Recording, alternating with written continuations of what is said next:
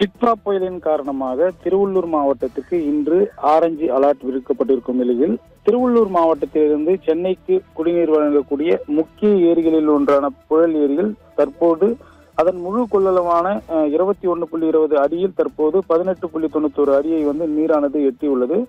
குறிப்பாக 2.792 என்ற டிஎம்சியில் தற்போது நீர் இருப்பானது புழல் ஏரியில் உள்ள நிலையில் நேற்று பார்த்தோம்னால் 400 கன அடி திறந்து விடப்பட்டு வந்த உபரி நீர் அளவு பார்த்தோம்னால் தற்போது 1000 கன அடியாக அதிகரிக்கப்பட்டுள்ளது. குறிப்பாக அணைக்கு நீர்பிடிப்பு பகுதிகளில் இருந்து நீர் வந்து கொண்டிருப்பதால் அணையின் பாதுகாப்பு கருதி பொதுப்பணித்துறை அதிகாரிகள் பார்த்தோம்னால் உபரி நீரை தற்போது உயர்த்தி திறந்து விடப்பட்டுள்ளனர். அதே போன்று பார்த்தோம்னால் அது திருவள்ளூர் மாவட்டத்தில் உள்ள மற்றொரு அணையான பூண்டி சத்தியமூர்த்தி நீர்த்தேக்கத்திலும் பார்த்தோம்னால் நேற்று 1300 கன அடியாக திறந்து விடப்பட்ட உபரி நீர் தற்போது 2500 கன அடி உபரி அடியாக தற்போது கொசஸ்தலை ஆற்றில் உபரி நீர் திறக்கப்பட்டு வருகிறது. குறிப்பாக அணைக்கு பார்த்தோம்னால் வினாடிக்கு 700 கன அடிக்கு மேல் நீர்பிடிப்பு பகுதிகளில் இருந்து உபரி நீரானது அதாவது இன்ஃப்ளோ என்று அழைக்கக்கூடிய நீரானது வந்து கொண்டிருப்பதால் அணையின் பாதுகாப்பு கருதி பூண்டி சத்தியமூர்த்தி நீர்த்தேக்கத்திலிருந்தும் தற்போது 2500 கன அடியாக உபரி நீர் திறப்பானது அதிகரிக்கப்பட்டுள்ளது.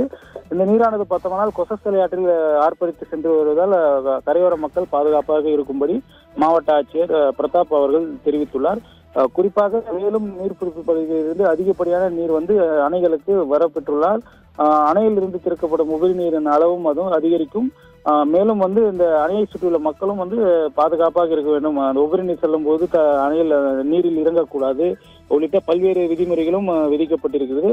தற்போது திருவள்ளூர் மாவட்டத்தை பொறுத்தவரை ஆங்காங்கே சாரல் மழையே பெய்து வரும் நிலையில் இன்னும் அதிகப்படியான மழை என்பது தொடங்கவில்லை என்பது குறிப்பிடத்தக்கது. ஓவியா, கூடுதல் விவரங்களுக்கு நன்றி மோகன்.